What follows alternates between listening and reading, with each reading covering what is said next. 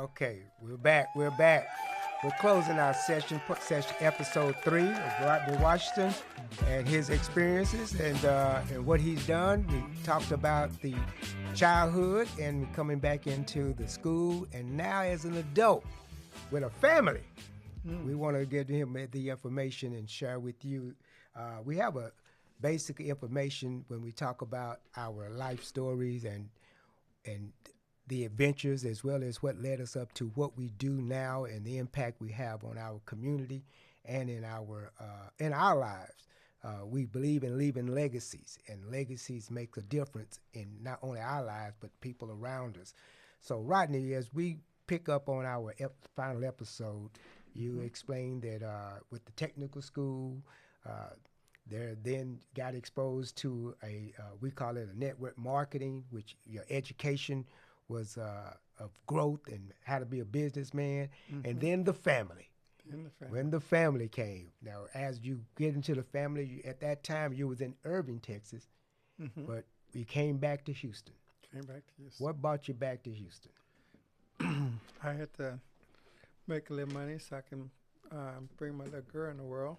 So I stayed in school and finished that up. Actually, I stayed in school, finished that out. Then I had to stay another 9 months or so, make sure I can bring my little girl in. I brought her. She was born at the Women's Hospital, very nice hospital. I wanted to do something a little different than my son because he was a little surprised when he came. Okay. Preemie. So I did that. I stayed there while my wife came on home because my mentor told me, say, hey, you got a second daughter. What your intentions are. Yes. And He I asked proposed you. Right. to her and married her and sent her home so I can get my benefits and stay. I was with United Parcel Service. And I recalled, and I had to stay there for the insurance. Okay. And that paid for all of that stuff. Wow, that was a blessing. Then I later got a job with Rollins Protection Service doing home security system. I was a technician, and they taught me how to do that and check the batteries and the monitor system and all that kind of stuff. About a month in, I overheard the manager was telling how long he'd been there and how he got his income up. Okay. And that wasn't enough. Right. For me to take care of 2 families and all my dreams and things. So you you recognized. I had to open up my eyes, say, I'm not going to be doing this. Yeah. But the houses that we service, they look like hotels.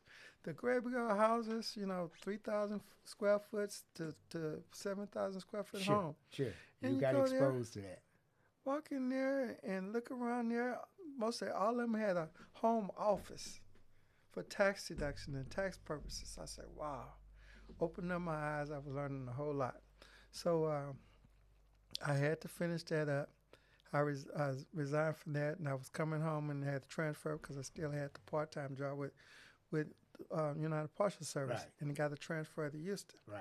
And I came on to Houston.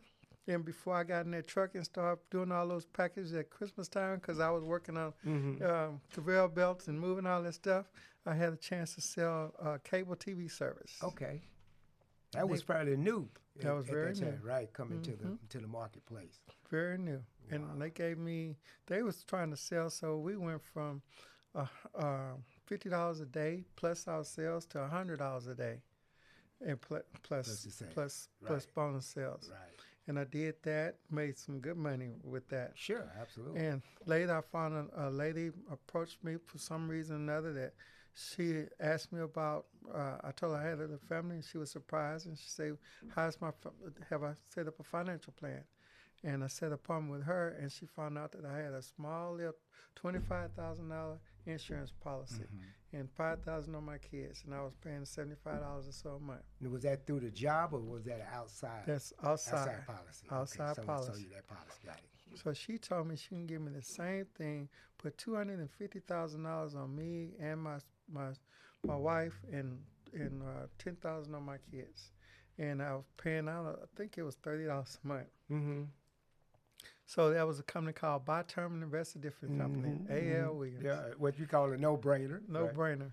So 22 years of age, I decided to change hat And at 22, I got my insurance license. So clearly, after she did that, she recruited you to join you to come on. Okay, gotcha. Brought me into that office, and they say, "What this kid doing here?" Still looking like a little kid. What this kid doing here? Right. He said, "That's our new agent." And because of my foundation with Amway and learning how to talk to people, I was bringing in and introducing my manager to business people. Right. And she went from writing a little bitty policies to writing $500,000 $1 million policies. Correct. And doing financial things with them. And through your introduction. Yeah, through my introduction. Wow, this little man, little kid coming in. Yeah, right. Yep. I had some big goals and big dreams, so I did that. Then I learned that I wanted to do that a lot more because it gave me a little freedom. That I can be there and raise my kids. They didn't have to be outside, and daycare is another thing. Correct. So I was the father that was at home, took care of my kids, took them to the doctor's office, went to the school activities and things like that. And eventually that led to me raising them up and being able to take care of my mom. And I did those things. So my activity was, when I take care of them, I need to be sharp enough when I meet the teachers and the doctors and things, I can present to them. Exactly. And be able to win them over as clients. Exactly. So may wherever I go, my opportunity to do business. Oh, awesome. And that's through the introduction of the lady. And how did you meet the lady again? Do you remember? I don't quite remember how I met the lady. I really don't. Do y'all still keep in touch, or is she still here around? Or? Her name is Rosie Brazos, and she introduced me to the business.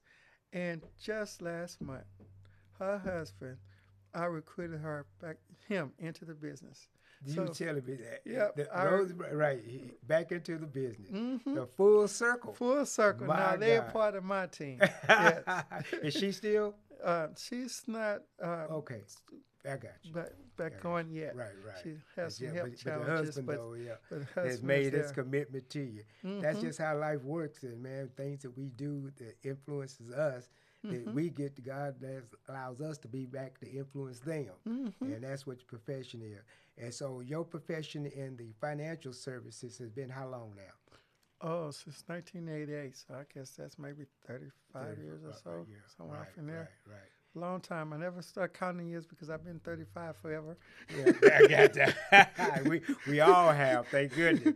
But time's after way of telling us the truth, especially when those aches and pains start coming along. My son started that. He turned 40 years old. I surprised him. I say, I'm puzzled. I say, what's wrong with you? Why are you puzzled? I'm trying to figure out how you turned 40 and I'm still 35. Your math is not working out.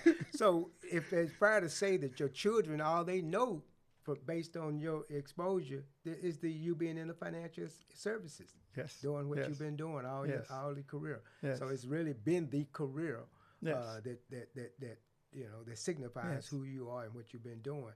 Some of the things you've been able to do in your career, is there one or two stories that sticks out where you've been able to help a family or educate them, and it's come to pass, that it's come to because we all have those stories. What is one particular, if any? Oh yeah, when you're talking to families, it's easy, but then again, it's not easy. They're fighting against you to do something that they want to do. And that it's the right thing to do. Right. But over time, we persevered and made sure that things was in place. When the need arose and they seen they got that $500,000 and they was able to pay off the house and pay off those medical debts that they had and start the foundation and thing that they wanted. I mean, many people. Right. And other people was aged and was able to pay for a funeral service and had money the next month to pay that house note, pay those utilities, to make sure that the kids would still have their education, things like that. That opened up my eyes a lot. Excellent. I wish I did a lot more. I didn't make the big dollars because I was more family oriented. I made enough to survive. Yeah, exactly. Take care of my family, be there for my family. That's not only that, but it's also you taking care of the families that you did insure.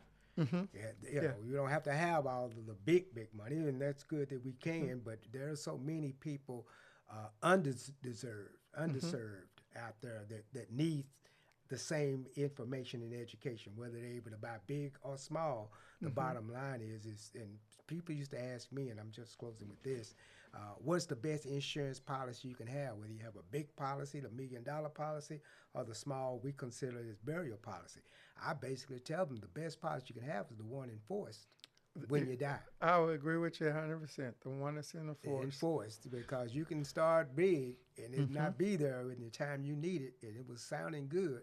But if you got it enforced, you got it paid up, and you've been paying on it, then when that time comes, that's less out of your pocket and less stress. You know, we can't take away the emotional stress of losing a loved one. Right. But our job is to try to help in the financial stress. And without anything, that's stressful. One of the things that helped me along the line is as I seen this, the payoff for having the policies. As my mother was aging, I started writing more policies on my mom because the time I spend away, I say, how am I going to make up? Because I don't have a 401k plan. I don't have a profit sharing plan. I'm going to need some money. Yes. So I started adding more policies along with my mom, and I didn't even think I had a savings. Sometime every now and then I said, where's my savings at? Oh, I'm spending $700 a month in insurance. I got my mom insured. Right. So long as I kept my mom here at $30,000 a year, she lived from 67 to 77. That was $300,000 that came into the house by her still being here. Right. Was equal to or a little bit more than what my policy would pay. Right. So I said, well, she stays alive. Money still come in. Now it's time to be responsible, get a house ready. I'm not going to live there. I have to sell it. I have to bring it up to part. Sure. Where the money going to come from? Right. I'm robbing Peter to pay Paul, Right. mostly surviving. Right. But when that insurance paid off, it'll come in handy to take care of all of those unpaid bills and addition and help me fund my retirement.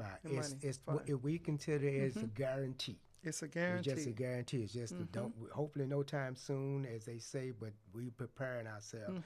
And that's in your profession and what you're doing and the people that you've affected over the years is what's making the difference for our podcast, to be able to educate people and to be able to have an impact on people's lives based on what you've been doing over the last, since 1988.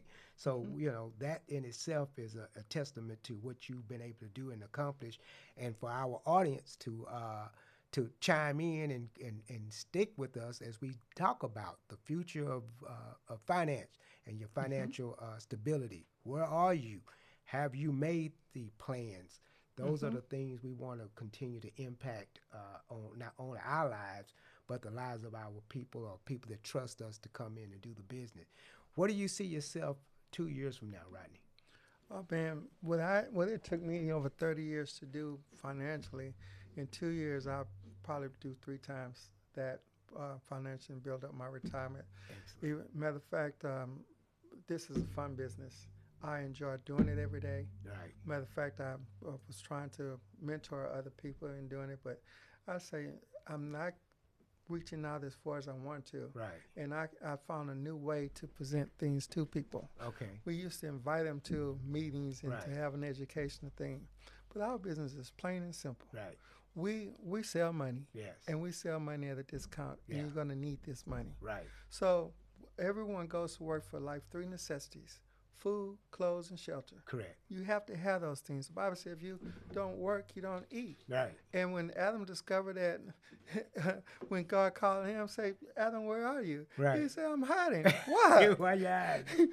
Why Say, you I'm hiding? naked. Who Right. told you that? Right. So you must have clothes to wear.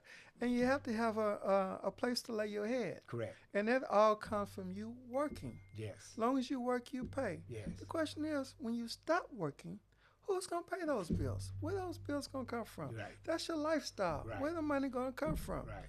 With our society, from the food we eat, the water we drink, and the air we breathe in, the perils of life, from sickness, heart attacks, strokes, renal failure, and things, is ineligible.